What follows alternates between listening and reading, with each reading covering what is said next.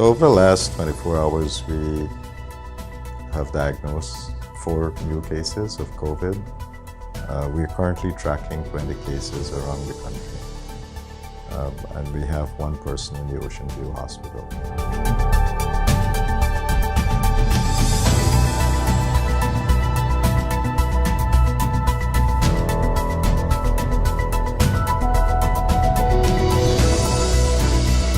In terms of vaccination, first and second dose, adults, first dose we have administered so far 447,915 doses. That's approximately 87.3% of our population. In terms of second dose, we have administered 347,915 doses. That's about 67.8% of our population. But while we have done that for first and second dose, we really need more people to get their booster shots. So that's also very important. And to date, we have only administered 75,765 booster shots. So a lot of people who would have received their first and second doses have not come back for their booster shots.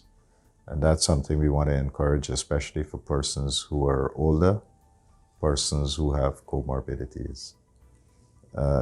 In terms of the other age groups, from 12 to 17, we have been able to administer first dose 35,967 doses. That's about 49.3% of the 12 to 17 age group. And second dose is 26,442 doses, or 36.3% of that age group. We have, as you know, been also administering vaccines for the 5 to 11 age group. And so we have been able to administer first dose 9,352 doses. That's about 9.2% of that age cohort. And second dose, it's about 5,576 doses, or 5.5% of that age cohort.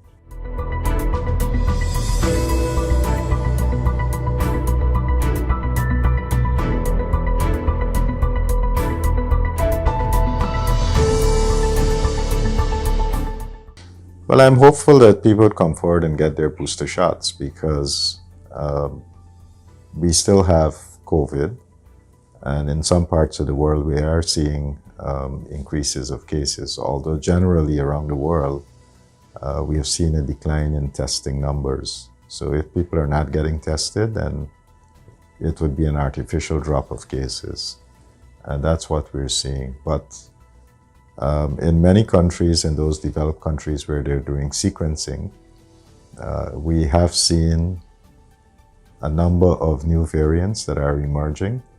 So for example, in the United States, you have several new variants, offspring of the Omicron, that are circulating. So right now they have a BA.5 variant that is circulating. And that accounts for about 50% of the cases that they have in the States.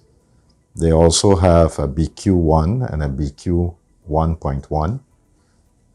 That's about 13%, 12 to 13% of the cases. They also have a BA4.6. This is a new emerging variant.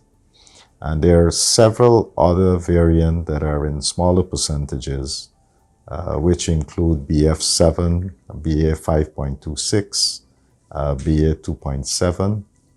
And there is one that is being monitored because this one can cause a lot of severe clinical presentation, and that's called XBB. This one, it shows that it has capacity for evading the immune system and creating a lot more problems than these other variants. So we still have to be mindful that there is different variants of or subvariants of COVID that is circulating.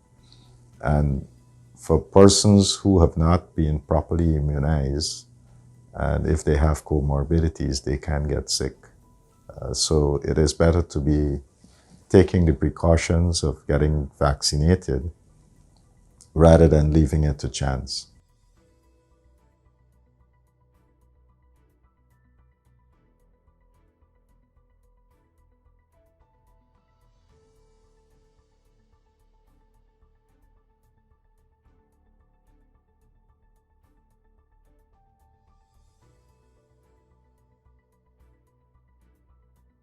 Right now, we have Pfizer, Moderna, Sinopharm. We have a limited amount of J&J. So these are basically the vaccines that we have. And of course, with Pfizer, we have for both adults and children.